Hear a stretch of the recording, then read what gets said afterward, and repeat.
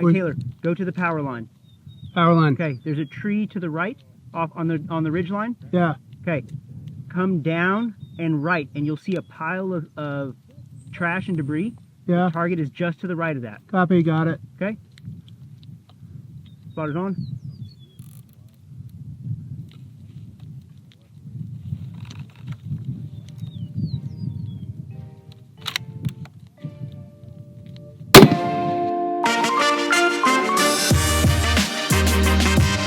So as I was working through the full match content from NRL Hunter, it's an hour and a half long. So I wanted to do a separate video showing one stage and giving a breakdown of our shooter-spotter communication, because I feel like this would be beneficial to a lot of people, even outside of just NRL Hunter. Now, really quick disclaimer, this is not me saying this is how you should do it.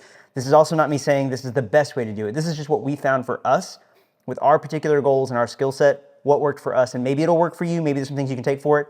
If you are shooting NRL Hunter, or if you are in a shooter-spotter situation, maybe professionally, and you have some tips, things that'll help us, leave that in the comments down below. We're always down to learn more and grow, but this is specific for Taylor and I to this match, and hopefully helps you guys. So I'm gonna let you guys watch the full stage uninterrupted, and then I'll come back in on the end, explain to you what we did, why we did it, and why we think that works best for us, and how that evolved throughout the match, but also, you know, now that we've had time to debrief and figure out what we think we could do better. So we'll talk through all that, and I'll give you a voiceover of this stage at the end.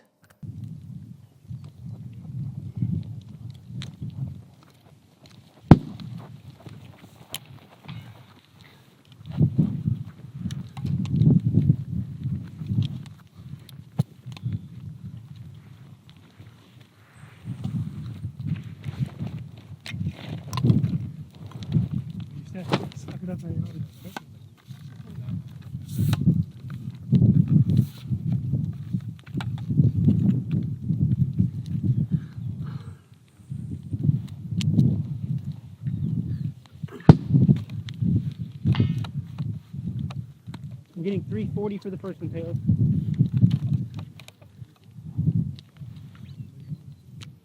$340. Yes, sir. Actually, let me find the second one, and I will confirm distance near you.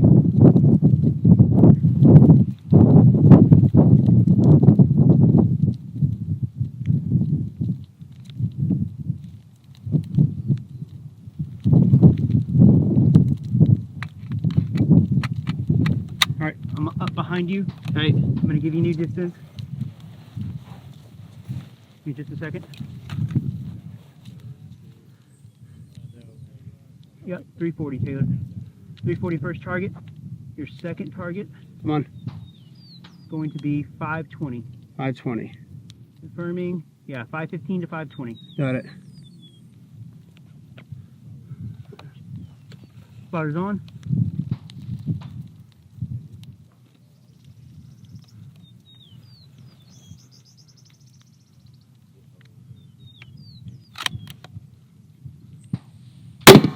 Impact. Impact. Target. All right, Taylor, go to the power line. Power line. Okay, there's a tree to the right off on the ridge line. Yeah. Okay, come down and right, and you'll see a pile of trash and debris. Yeah. The target is just to the right of that. Copy, got it. Okay. Spotter's on.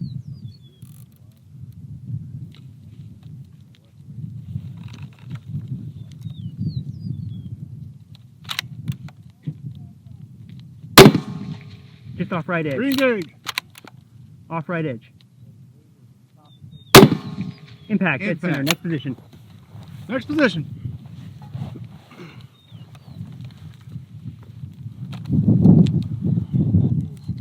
Spotter's on.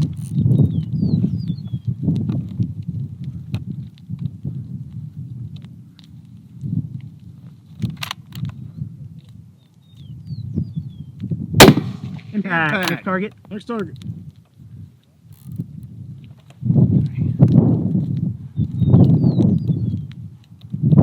Having a hard time, Jimmy. What's that? Got it.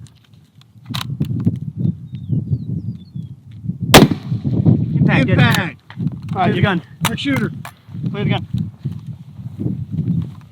First dope is 1-5. 1-5. 1-5. You're gonna hold just off right edge. Just off right edge. Just off right edge. Okay. On both.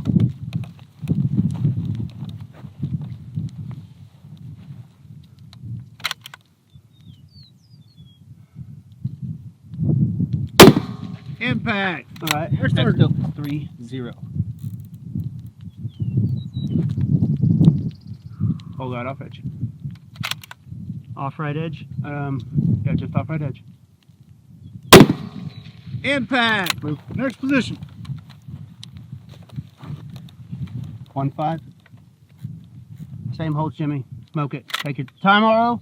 2 minutes. Remaining. Yes. Take your time, Jimmy.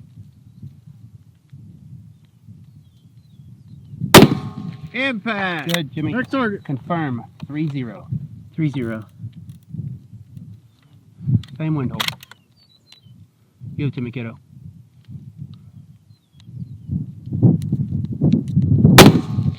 Impact. Way to fucking finish, buddy. Automatic show clear. Clear. Our big goal coming into NRL Hunter was efficiency. That was like the one word that kept coming up when we were talking about this match and communicating about what we wanted to do and kind of our goals and things like that. And efficiency was the main word that kept coming up because we knew we hadn't shot a match together on the clock. We've shot matches together, but not as a team. And we didn't know how we would work on the clock together. There's certain things you just only find out in matches. So for us, that was the big thing. How can we be as efficient as possible so that we give ourselves as much time as possible to shoot on the clock? So coming into this match, we didn't really have any time to train together because Taylor was shooting bolt gun and I was shooting gas gun. And our schedules just didn't line up doing that. So we really only had like 45 minutes the day before to practice this. And we had a rough outline, a rough idea of what we wanted to do. And for the most part, it stayed the same. But the three big things that came up for us of what made it work for us the way that it did was delegation, communication, and trust. Starting with delegation, the big thing was, again, efficiency. So if you notice at the beginning of the stage, I give Taylor my rifle, and he immediately goes and sets up both rifles at the shooting position and starts setting his position for how he wants to approach the stage or the barricade. Different stages require different things, but you can see he sets up, he gets his rear tripod set up, he gets his rifle set up, and while he's doing that, I am getting the spotting set up. I've got my tripod out, I've got my bag out, my binos out, and I'm ranging targets. For us, that was more efficient because we're both taking care of tasks at the same time versus us both doing the same singular task and then having to go do the next singular task together. We felt like this saved us a lot of time, which it did. But some people will say, well, it's better to have 2 eyes on target, and 2 binos or whatever to confirm. And yes, and we'll talk about that in a bit. Because I had more experience finding and ranging targets, that was my strength. And because, I took the class with Ridgeline and they helped with that a ton, and I've had more time to practice and work on that. And Taylor's been shooting this gun longer than I have, so he has a better idea of how it performs in the wind, what it's gonna do, so he's better suited to make the wind calls. So we figured we'd separate from there and divide and conquer so that way we can be more efficient, have more time to shoot throughout the stage. And that worked well for us. So you see Taylor's getting set up on the target, and while he's doing that, I'm finding targets and I'm ranging them. I'm giving him the ranges, and he'll stop, mark it, continue doing what he's doing. 3-4-0. Yes, sir. And then I give him the next ranges. And then you'll notice that I move from my spotting position up behind him, because one of the things they did throughout this match was put the spotting position anywhere from 5 yards to like 30 yards away from where the shooting position was. And a lot of guys weren't accounting for that, and they were shooting their dope based on where they were spotting from or ranging from without taking into account that could be 10 yards, could be 30 yards difference in their dope. So I would come up and then confirm distances where he was at, and then let him know spotter's on, and then we go through and start firing. Spotter's on.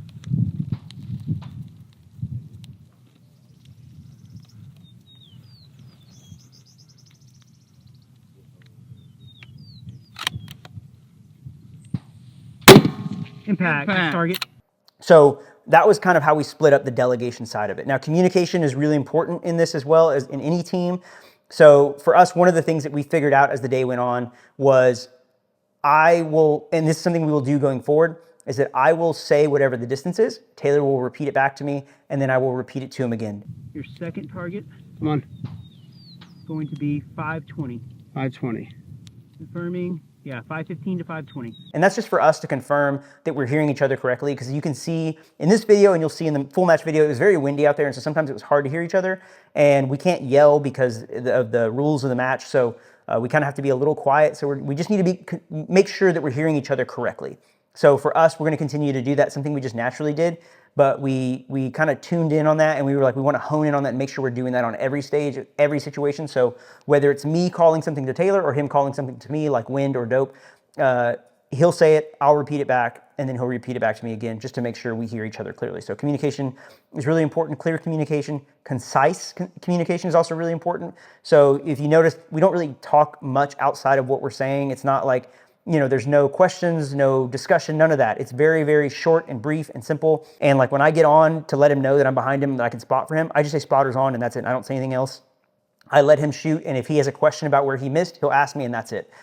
We did see some guys would argue on the clock, or there was a lot of debate, a lot of questions, a lot of unnecessary just conversation that didn't need to happen on the clock. And I think that costs some guys some time. And it also, I think sometimes it causes your partner to second guess themselves or doubt themselves if you're questioning what they're doing while they're doing it. And that brings into the last point, which was trust. So Taylor and I, in order for this to work, have to trust each other. So he's got to trust that I'm finding the targets as efficiently and quickly as possible, that I'm giving him correct distances. I've got to trust that he's marking correct dope, that he's giving me correct wind calls, that he's approaching these barricades in the best way possible. And for us, because we already have that chemistry, that rapport, because we shoot together so much, we already have that trust, that chemistry, so that works for us.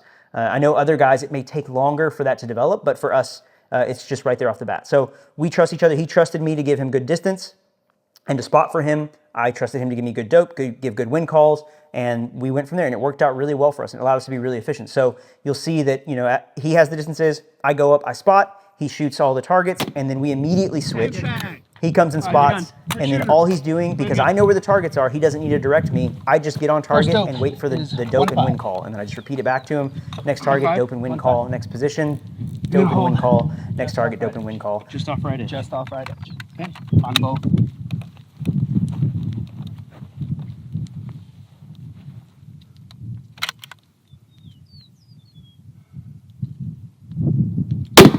Impact. All right. That's still 3-0. Hold that off edge. Off right edge. Yeah, just off right edge. Impact. And it works really well that way for us. And then the other thing too is, like, when he's on gun, he doesn't really have to see the targets. I can just direct him. I can give him direction of where it's at, like tell him it's to his left or his right or where he's at. And then you'll hear in there, I give him landmarks. Hey, Taylor, go to the power line.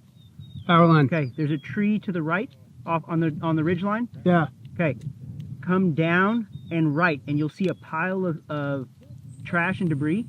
Yeah. The target is just to the right of that. Copy. Got it. Okay. That worked really well for us. We did pretty good with that, I feel like. And for our first team match, I feel like we did pretty good. So again, this is not to say this is the perfect way. This is not to say this is the best way, but this is what worked for us. Now we are open to any help that we can get. So if you guys do something different, if you have any advice, you saw things maybe we could do better, leave it in the comments down below.